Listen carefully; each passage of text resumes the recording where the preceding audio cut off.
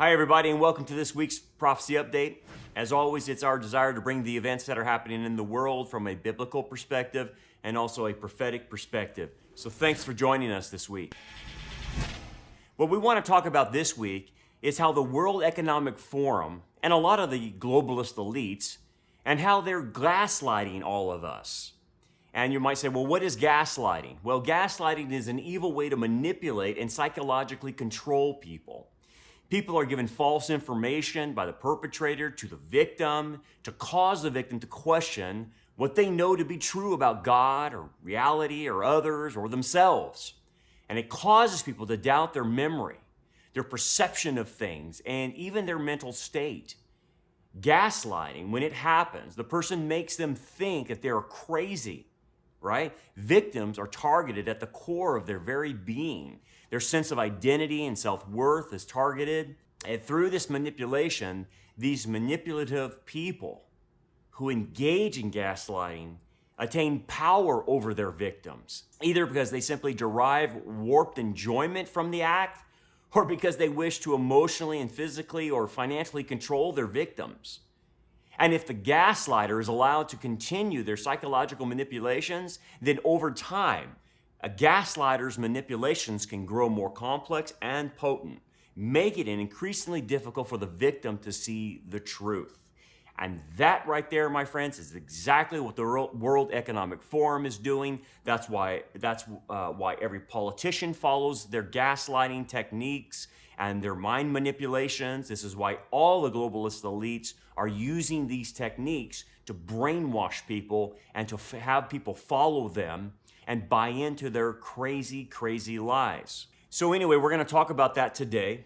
I'm going to give one example of what the World Economic Forum recently did, but I want to talk about gaslighting just for a second.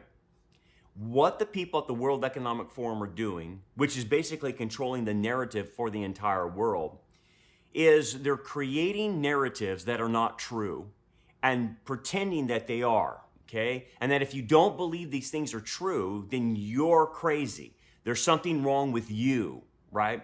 So when they say we need to get to a world where there's clean energy, they want you to really believe that there's such a thing called clear energy. Now, here's the thing. They want to go solar and wind, but here's the funny thing is there's no way they can get there. There's no way. It's not affordable.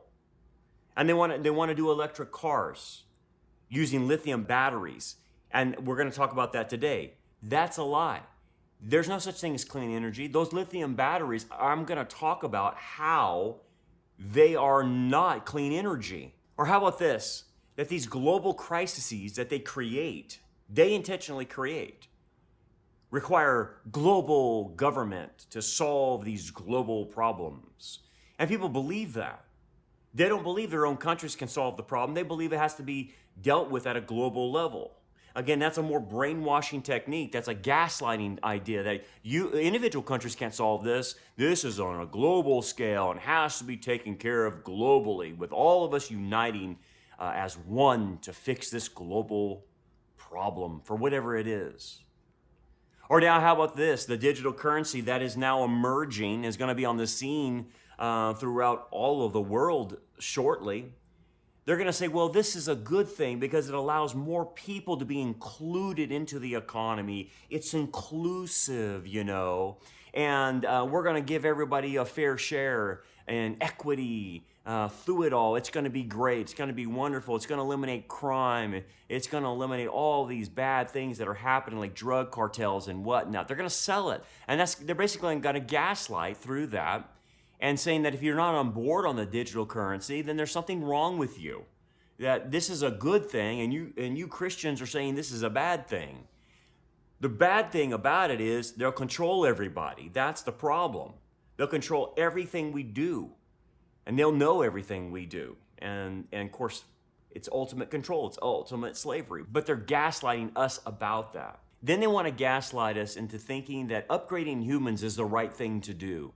That if we oppose any of this upgrading of humans with AI, then we're not foreseeing humans do better, right? Or something like that. And so they want to put AI inside of our bodies. And so we can attain a higher level of being, that we can live longer and all this other stuff that they promise. And all of that is to control us, to control our insides and outsides. By putting AI in us, that's insane. But see, if you say that, they gaslight and say, you're crazy. We don't want to control you. We just want to better you. We just want to better the human race. And we're going to do it through AI. And again, it's all gaslighting. How about fossil fuels? We believe fossil fuels are good. We believe that that's what gets countries out of the Stone Age. We believe that fossil fuels, obviously, are not making the planet warmer. That is a flat out lie. But they gaslight is saying, well, you know, you're destroying the planet. Your carbon emissions are destroying the planet. We got to stop this, you know, these fossil fuels. And here's the thing.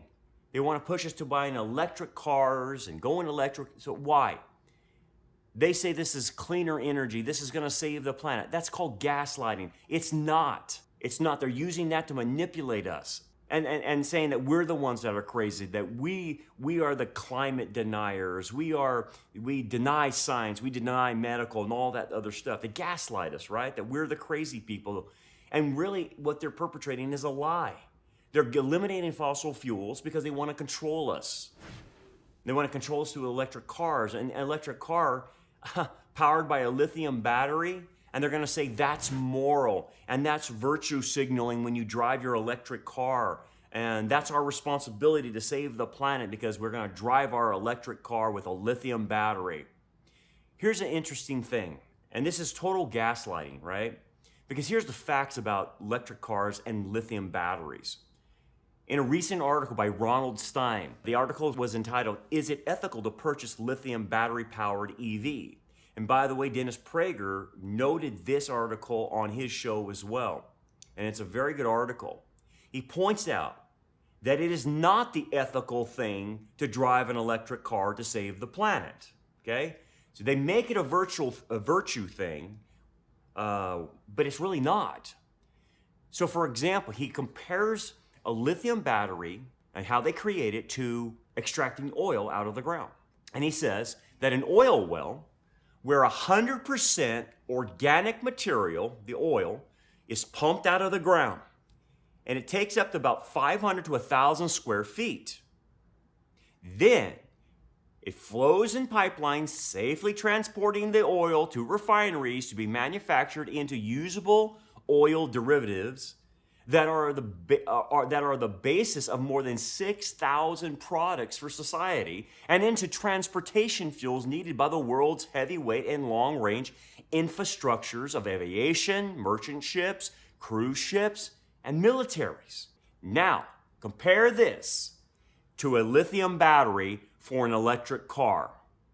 So he says this, so one lithium supply mine where entire mountains are eliminated. I thought the greenies and the tree huggers didn't want to see Mother Nature being destroyed, but they have to destroy entire mountains for a lithium supply. I wonder why that doesn't factor into their thinking. And each mine usually consists of 35 to 40 humongous 797 Caterpillar haul trucks, along with hundreds of other large equipment. Each 797 Caterpillar uses around 500,000 gallons of diesel a year.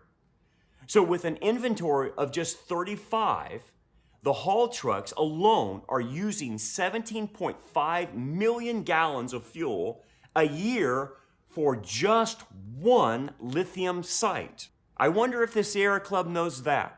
I wonder if the World Economic Forum knows that. I wonder all these people pushing lithium battery electric cars know that's what they're doing. It gets better. There is virtually, he says, non-existing transparency of the environment degradation and the human rights abuses according to developing countries. Both human rights abuses and environmental degradation are directly connected to the mining for exotic materials and metals that are required to manufacture wind turbines, solar panels, and EV batteries. So for them to go green, for them to have clean energy, they have to hurt the environment and violate so many human rights uses where this is happening in these countries they create slaves, for goodness sakes, out of it. There's no OSHA laws. There's nothing protecting the people when they're mining these exotic materials and metals, and the abuse that goes on in these places where they mine this stuff is unbelievable. But you think Greta Thunberg and the rest of her followers care about the human rights violations or the fact that they're taking mountains after mountains and destroying them, searching for lithium? Do they think that? Do they even talk about that? No. So think about this. As the article notes, a typical EV battery weighs 1,000 pounds. So in this article, it notes that today a typical EV battery weighs 1,000 pounds. It contains 25 pounds of lithium, 60 pounds of nickel, 44 pounds of manganese, 30 pounds of cobalt, 200 pounds of copper, and 400 pounds of aluminum, steel, and plastic. Inside are over 6,000 individual lithium-ion cells. As he notes in the article, it should concern you that all those toxic components come from mining.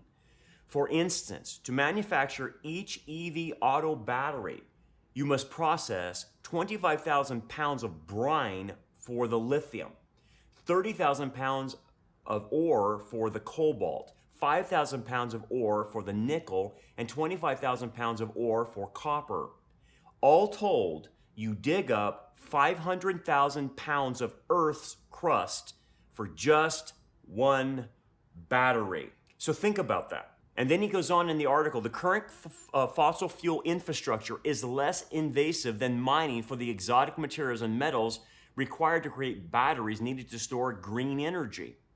In developing countries, these mining operations exploit child labor and are responsible for the most egregious human rights violation of vulnerable minority populations. Furthermore, they don't tell you about the fires that come from Tesla, which is now reported at 85 and growing. Also, we should all know that an electric vehicle battery does not make electricity. It only stores electricity which is produced elsewhere, primarily by coal, uranium, natural gas powered plants, and occasionally by intermittent breezes and sunshine for the solar panels and the wind turbines. So, he says in the article, to say that an EV is a zero emissions vehicle is not at all valid, as 80% of the electricity generated to charge the batteries is from coal, natural gas, and nuclear. So, folks, they're gaslighting us. It's not clean energy. It's not saving the planet. It's tearing up the planet. It's doing human rights violations. And so this is the problem. And most people just believe what the World Economic Forum says, what the globalists say, what the globalist elites say. And here are the facts on the ground saying, if they really cared about the environment, they wouldn't make lithium batteries. And two, where's the energy going to come from, you know? So at the end of the day, it's a joke. But this is gaslighting. Well, Brandon, you just don't believe in saving the planet. You know, no, that's what you're saying is all wrong. And no, they wouldn't want to hurt the planet. They don't care about the planet. They don't. The elites don't care. It's all about getting control. You have to understand that. Otherwise, you're going to be gaslighted. Or how about the other things they're trying to gaslight us on? You know, that a man can give birth, right? I mean, seriously. And there's people that now believe that. They've been so gaslighted by that. And if you don't believe it, there's something wrong with you. You're a hater or whatever. It's like, what? And how about this? We're gaslighted that there's 52 genders or whatever, or ad infinitum genders and whatever. And if you don't believe that, then they gaslight you. You know, that you're crazy. You're crazy to believe there's two genders. How about this? They gaslight us when we say that parents can do a better job than the state in raising kids. According to the Bible, the family unit is the foundation of a society, and a child is better raised between a mom and a dad. That's just, the stats will even prove it, but I don't need the stats because God says it, right? God says that's better. And yet they're going to gaslight us saying, you're crazy. You guys, the state can do a better job. Teachers can do a better job. It takes a village to raise a child, right? And people start believing that junk. And now, what are they doing by gaslighting us? That if we're faithful to God's word, we're faithful to the subjects of the Bible, to God's values, to the theology of the Bible, to Jesus, right? Then you know what we are now? We're nothing but white Christian nationalists on the level of a terrorist. That's where they've put us. White Christian nationalists. That's what they call us. And so this is all about gaslighting, that we're the crazy ones. They're the normal ones, right?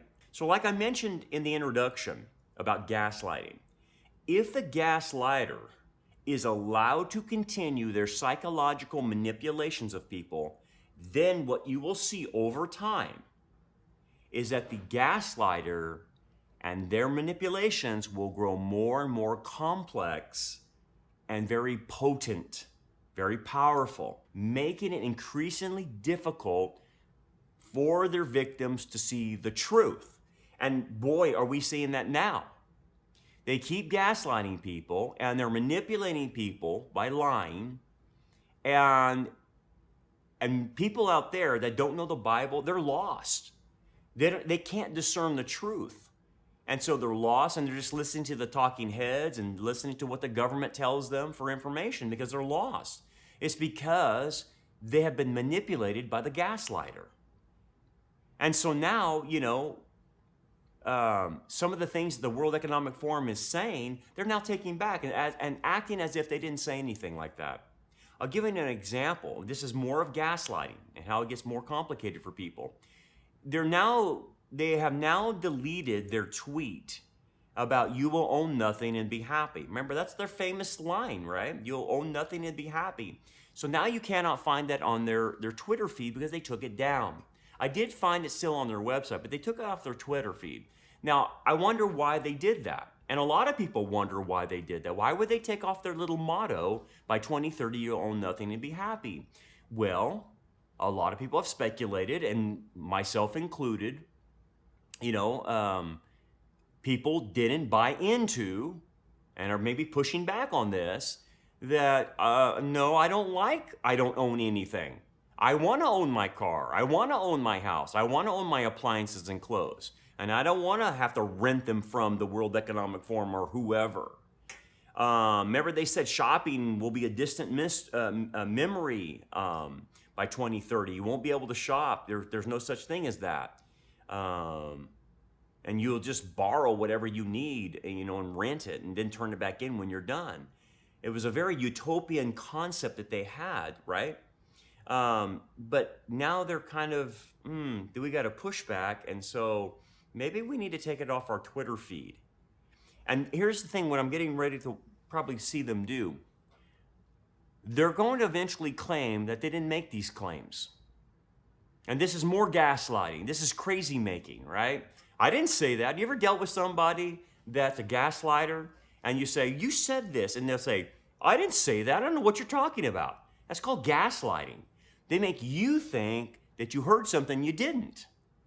And so now the World Economic Forum, again, more of their gaslighting, saying, I don't know what you're talking about. We didn't say you're not going to own anything by 2030, even though it's still on their website. But why would they take that Twitter thing down? I think it's part of gaslighting. I think it's part of their mind manipulation. And so do a lot of other people, by the way. And should we expect more of this? Of course we're going to expect more of this. They have to do it. That's the only way they can get things passed through by gaslighting people and lying and manipulating people. So, yeah, we're going to see more. And what are they going to say? They're going to say we're conspiracy nuts. We're going to tell them that you said we're not going to own anything. They're going to say, that's conspiracy language. You didn't say that. See, the thing is, what they do when they gaslight, they want people to forget it. They got too much of a pushback, and they want people to forget it. As if it never happened, as if they never said, you will own nothing and be happy, right? That was their goal. No private property, right? And so it is still part of their goal. Even if they take it off, even if they take it down, it's still part of their agenda, okay? So they're just gaslighting us. And in essence, what you got to think about in biblical terms is they want to build the Tower of Babel again. And not literally, but I'm saying that metaphorically because Babylon is going to be rebuilt. It's going to be the headquarters for the Antichrist. But this is basically Babylon being rebuilt. And Babylon will be in Iraq and Antichrist will have his headquarters there. But right now, They're building the system, the infrastructure right now for it. And they're doing it through manipulation, mind manipulation. And really, when you understand what these elites are wanting to control the entire planet. It's really about being the king of the world. I know that sounds very juvenile, but that's really what it's about. To own everything, to own everybody, and to be the king of the world. That's it, to be a god unto yourself. And so the walls of Babylon are being built metaphorically through people. And remember, when the Tower of Babel was built, they made their own bricks and they stacked them. And they were very uniform and they stacked them. But those bricks represent people, metaphorically speaking. They were real bricks, but how did Nimrod and the people of Babylon look at individual people? They looked at them as nothing but bricks. That they weren't unique. They were all uniform, and we just stack them on each other and glue them together. And what it was saying is that's how they view human beings. They view human beings as nothing but useful to them. And when that brick is not useful to them, then they get rid of the brick and replace it with another brick. It's a very utilitarian view of human beings.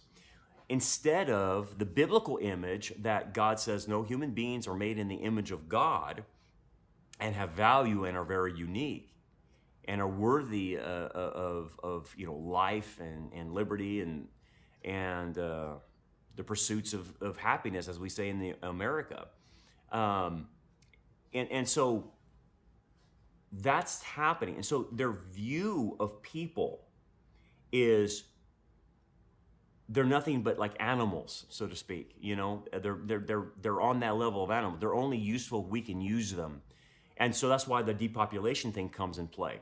And you've seen the Georgia Guidestones where they want to depopulate the planet. They said on there to 300 million or something like that. It's all about depopulation, right? Because they see humans as nothing but bricks. They're useless if they can't produce anything. Good worker bees, so to speak.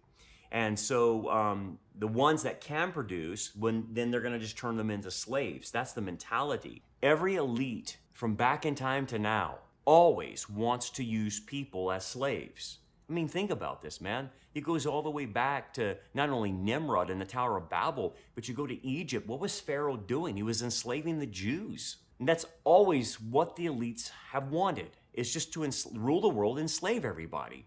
And that's what these elites are doing too, but they want to do it globally now. It's not just a regional thing, it's a global thing. So anyway, the way to make them all slaves, the way to put them all in chains is not literally put them in chains, but do it through gaslighting, by mind manipulation, by convincing them that if they go against the narrative, then they're the ones that are crazy and need to be re-educated or whatnot. And think about this, guys. We're not going to get rid of slavery because in the tribulation, the elites and then eventually the Antichrist will make people into slaves. Yeah, it's true. It's not going away. It's going to get worse. There's going to be a slave trade in the book of Revelation. Revelation 18:13 talks about that one of Babylon's merchandise is the souls of men.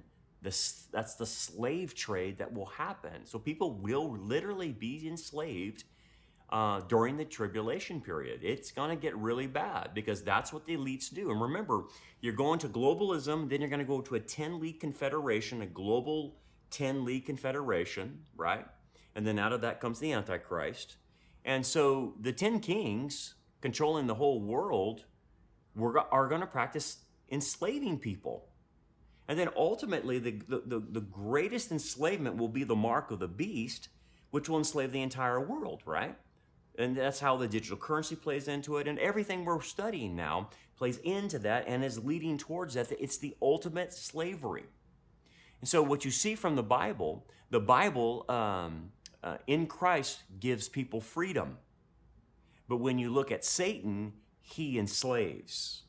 And so when you see the system that's being built by these elites, it's enslavement. That's exactly what it is. And think about this.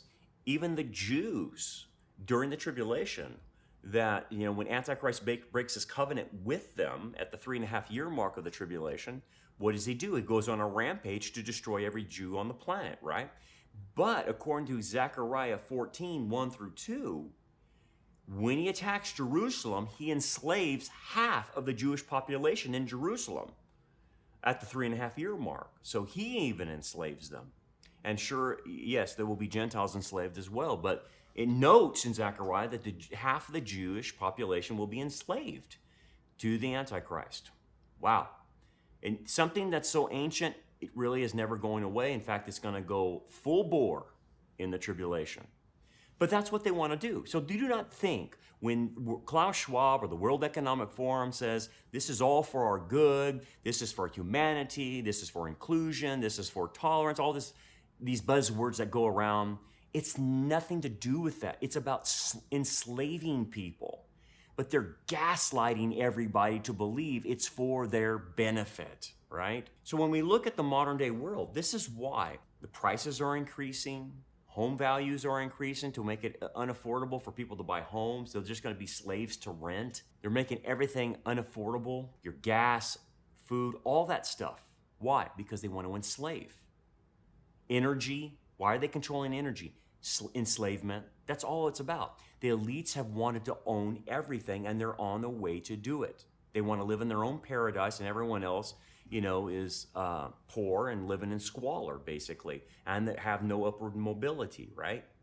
People are going to just try to make enough money to provide food and clothing and shelter for themselves and their family. And as you know, in Revelation chapter 6, you know how bad it gets. Is it takes one day of working to get one meal, a quarter wheat for a day's wages, right? But notice what it says, do not harm the oil and the wine in Revelation chapter 6. What is that about? Well, it's basically saying in that passage that the luxury items, oil and wine, are still going to be reserved, but they're going to be reserved for the elite. And the rest of everybody is eking out a living to get one meal a day. Bread or barley, which, that's what the Bible's trying to say. It's that they're going to have a commoner food, and it takes them one day to make enough money to buy that, versus the elites who have all the luxuries to themselves. That's how it's always been, right? And the world's going there globally, is what the book of Revelation is saying. And so they want to become the gods of this planet, but they have another thing coming, because there's only one God. And the Lord's coming back to rule and reign. But as for now, this is what they're doing. And they think they're smarter than us. They think they're wise. But they're really intellectual fools, according to the Bible, right? And the amount of money these people have has made them drunk. They're billionaires, right? Billionaires, these global elites. And you think, okay, having just $1 billion, they would be satisfied and they would sell off into the sunset and be happy. They're not. What it does, it makes them drunk on power, drunk for more money, drunk on notoriety, and they just want more. They want to be the kings of the world. And so to accomplish that, the only way they can accomplish that is make all of us a slave and poor, and then gaslight us to get there. I like what Forbes magazine said. It said this: the World Economic Forum is another example of wealthy, powerful elites salving their consciences with faux efforts to help the masses, and in the process make themselves even wealthier and more powerful. It couldn't be more true. That's exactly what they're doing. They make themselves feel that they're good because they're bettering humanity, but all the time they're getting wealthier and wealthier. And of course, they're not going to call it slavery, right? They're going to call it that you just rent things. You won't own anything, you just rent them. That's slavery, man. That's feudalism. And what's the trajectory of all of this? Well, we know what the Bible says, but let me give you some other stats. According to the stats from Forbes, Forbes reports that there are now 2,668 billionaires on the planet. Today, they control more than $12.7 trillion in the world, okay? And according to Business Insider, they've grown their wealth by $5.5 trillion during the pandemic so far. Yeah, where we all went broke during the pandemic and businesses went out of business and all the chaos that happened to our economy, they got wealthier. Well, according to Forbes, Our total global wealth is currently at 431 trillion. And that stat I got from last year. I couldn't find this year's stat on that. So maybe it's not ready yet. But for at least 2021, the latest stat is about $431 trillion out there in the world, okay? So, at the current pace of these close to 3,000 billionaires, okay, that we noted, and how much they control and how much they're gaining year by year, at the current pace, if they continue this, that it's very possible that the billionaires will control the entire globe's resources, possibly within our lifetime. Now, I think it's going to happen even faster than that. That's on if everything stays at pace, which I don't think it's going to stay on pace at all. I think after the rapture, everything accelerates, and it's accelerating now. And I think what will happen is eventually the whole world's resources will end up in a very few people's hands. Ultimately 10 rulers, and ultimately all the wealth will be owned by one individual, the Antichrist. But think about that. These billionaires are sucking up all the money, and eventually they're just going to hand it over to 10 kings somehow, some way. It's going to go to the 10 kings, and then eventually it goes to the Antichrist under one individual who will control the entire world's buying and selling and money. Wow, that's where it's going. And I think it's going to happen way faster when we hit the tribulation, and the rapture happens and we're gone, and it's just all chaos is going to break loose. And that's where you're going to see all the money piled up, and then everyone go poor at that point. Because what they're going to institute is corporate fascism. That's what they're going to institute, right? And that's where you get, at the first part of the tribulation, the sealed judgments of a quart of wheat for a day's wages. It's right off the bat that starts happening. So it happens that fast. Anyway, if you notice what's happening now, the people of the world, like the Bill Gates, the George Soroses, the BlackRock investment, all these billionaires, Bezos and all of them, these elites are involved in the evil practice of gaining more wealth without creating new wealth. That's what you notice. And it's like BlackRock, okay? BlackRock owns everything virtually, right? They gain more and more wealth, but they don't contribute to society. There's no reciprocal productivity in our overall economy that comes from them. George Soros just keeps getting more wealthy, and there's nothing ever that comes back from him. You're right. They just keep amassing wealth. Of course, this is Satan's system, obviously. He's the god of this world, and that's how the system works, right? And the money just keeps getting piled up at the top and piled up at the top.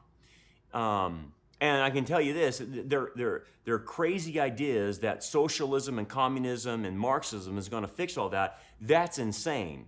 That's like throwing gasoline on a fire. That's not going to solve it. What solves it is Jesus coming back and overturning this corrupt economic system where all the money is piling up at the top with these billionaires who just continue to get rich and everyone else gets poor. And it's on purpose. Again, what does the Bible tell us where we're going? The money's going to get piled up with the elites. Do not harm the oil and the wine. And so it's going to take Jesus to set everything right. That's how bad it is. So don't think that another politician that we vote in is going to change the economy. No, this is a global thing. It's happening all over. And it's doing that. They're doing it for a reason, right? For enslavement. And so they tell us, don't worry about anything. We'll take care of you. We have your back. Trust the government. We're the ones that want to help you. And there's people that believe that, right? They trust the government. I was taught, don't trust the government. You were probably taught that too, because they're crooked. They're all crooked, man. Not everyone, but again, the majority of the people that are in power are corrupt. They're evil. And again, what should we expect? More gaslighting. Oh, I never said that. Oh, we don't really want that. We're not trying to control your driving. We're not trying to control you and your buying stuff. That's crazy talk. Yeah, what are you talking? That's conspiracy nut talk, man. That's gaslighting. They're gaslighting us. It's real. It is happening. And unfortunately, the majority of the church has been gaslighted, and they believe all this junk. They believe the Earth's getting warmer because of carbon emission. They really believe that, even though there's no stats that prove that man-made carbon emissions do anything, right? It's a hoax. That's a gaslight, right? And so you can see what's going on in the church, and the church is being gaslighted on all the issues, 52 genders, all this, people we're gaslighted to think people are born gay and stuff like that. It's gaslighting, dude. That's total gaslighting. And yet, more and more they do it, the more complicated they get, the more clever they get in it, the more people get fooled. And it's shocking to see how many Christians are now being fooled by the rhetoric and the lies that are coming out from the globalists' mouths. It's amazing. I can't believe that. It is truly the death of discernment. You think about this, the gaslighting that Pharaoh did with the children of Israel. Remember that? He was gaslighting, saying, look, they have become too numerous. And what he was saying to people politically is that because they're so numerous, they're going to probably hook up with some Assyrians or whatever, and they're gonna take us over from within. We've got to stop them. And so they created a crisis, right? They created a crisis and said, we have to solve this crisis. And they gaslighted, saying the problem is these Jewish people. And so they enslaved them. And what they told the people is, look, we got to enslave them because they're going to rise up, and we got to eliminate their population. And think about this: Pharaoh was involved in depopulation, wasn't he? He was killing the baby boys, right, of the Jewish. That's depopulation. And his excuse is, well, they're going to rise up and kill us all, or something like that. We're going to be attacked from inside. You can see it in biblical history. Total gaslight, right? Nimrod gaslighted the people. What do you mean? Well, his thing, according to the Jewish scholars and Josephus, what he was really saying to people is that let's not be scattered, right, according to the Bible. And what was the reason for that? Because we're going to be killed again. We get out there on our own, we're going to be killed by wild animals and perhaps another flood, and God will kill us. So we got to stick together and protect ourselves from who? From God and from the wild animals or whatever. So we're going to clump up together. He was gaslighting them. And then according to Josephus, he was telling them too, and this is part of the Jewish commentary on this, so you got to take it with a grain of salt, but if this was really happening, he was telling them that another flood is going to come.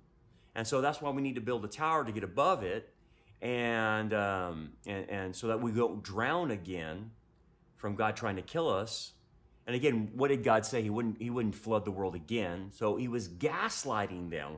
We could have another flood. We've got to do this, So, if that's what he said, and again, that's according to Jewish tradition, if that's what really was said, he was gaslighting them. At least he gaslighted them as far as not spreading out. Whatever he said to not spread out, he gaslighted them. And then at the end, Antichrist is going to be the ultimate gaslighter, saying that the Jews are the culprits, the Jews are the problems, and he's going to give a warrant out to kill every Jew on the planet. It's crazy, right? But this is the mind manipulation that the evil people do. So, what's the point? The time is, wake up. Now, I know I'm speaking to the choir, and you're already awakened to this fact that they're gaslighting everybody, but I'm telling you, we've got to do a job of waking unbelievers up to what's happening to them, waking believers up that have went to sleep, or at least burying their head in the sand. We have to wake them up. It's time to wake up Laodicea as much as we can. I know all of them are not going to wake up, but here's what we've got to start telling people. You're going to be turned into a slave. And if you don't wake up, you're going to actually think that they're doing good to you, and you won't even realize they're putting shackles on you. You will actually beg for the shackles. You will beg for their control because you think it gives you peace and security and safety and whatever they're telling you. And in essence, you're giving away your rights, your freedoms that God gave you, and you're going to become a slave. Now, That's what our job is. We've got to warn. We've got to wake people up. If you're awake to this, we've got to do it. Now, here's the thing. The people you're going to try to wake up, they're going to gaslight you. They're going to say, you know what, Brandon, you're crazy. You're a nut job. And you're going to show them the articles. You're going to show them the evidence. And they're still not going to believe you. But that's okay. That's fine. They didn't believe Noah, right? They didn't believe Noah. They didn't believe the prophets. When the prophets warned, judgment is coming. They didn't believe them. So what is our job? To be like a prophet, so to speak. Go in there, tell them the truth. Here's the deal. Here's the articles. Here's this. Here's the facts. Here's the evidence. And if you don't believe them, that's on you, man. But I'm going to tell you, because that's my duty. My duty is to warn you. So that's what we got to be about, right? We have got to do that before it's too late. Before people who are unbelievers are plunged into the tribulation, and even to wake up believers, because what? What's going to happen to believers? Well, believers will be raptured, right? But what will happen to believers that are asleep?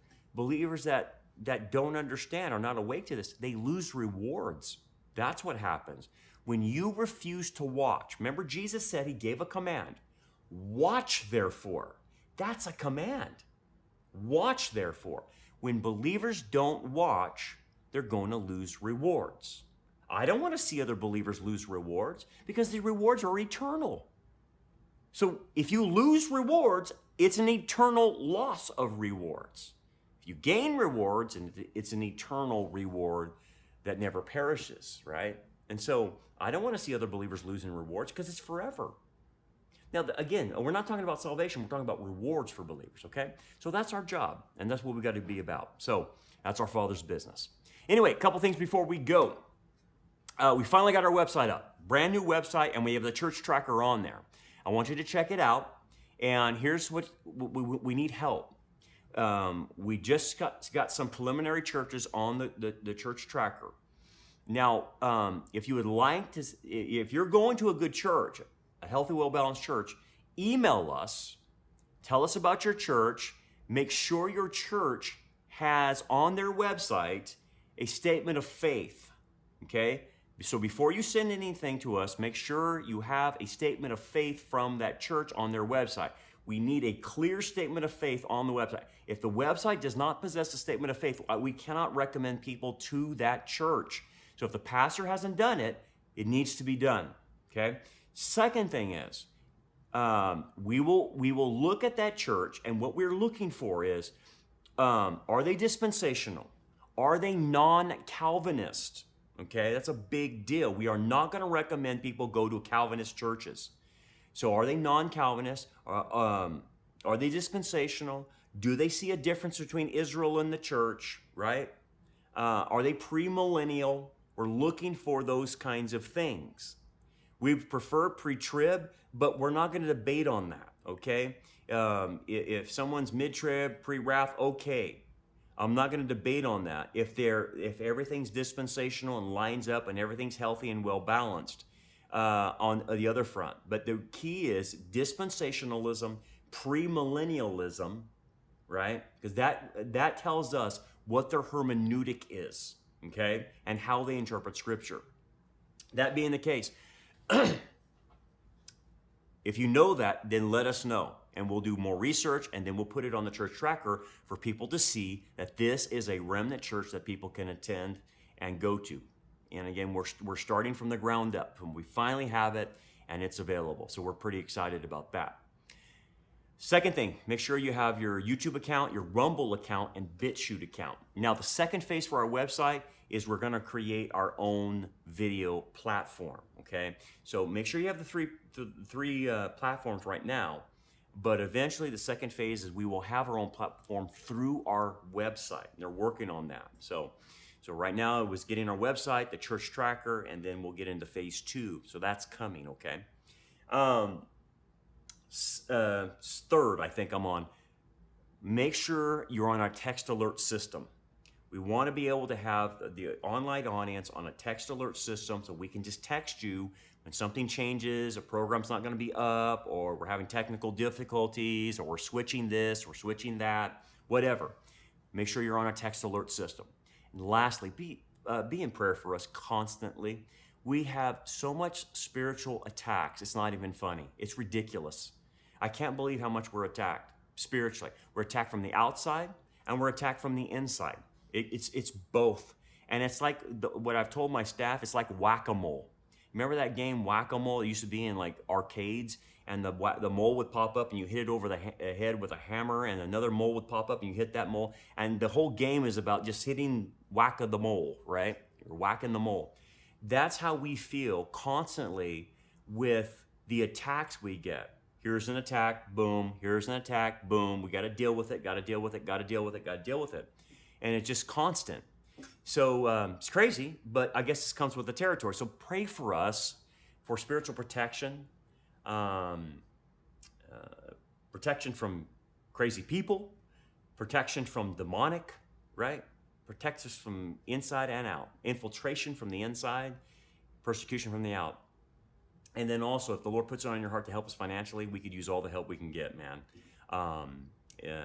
Just to run this operation, to make sure our online audience gets the video feeds. It takes a full boat of employees to help us with this and to make sure the message gets out over the internet. Our church has operating costs. Obviously, we still are not in our building yet. It looks like late fall we might be in our building for the first time after like 12 years. So you can help us with the building, help us with our general fund, or with the ministry here on the internet. So any which way you can, that's great. If you can't, no sweat, man, but you can at least pray for us, okay? Anyway, remember what the Lord Jesus Christ said. When you see these things be happening, like when they're trying to manipulate our minds to believe their lies, gaslighting us, look up, lift up your heads, for your redemption draws near. God bless you. We'll see you next time.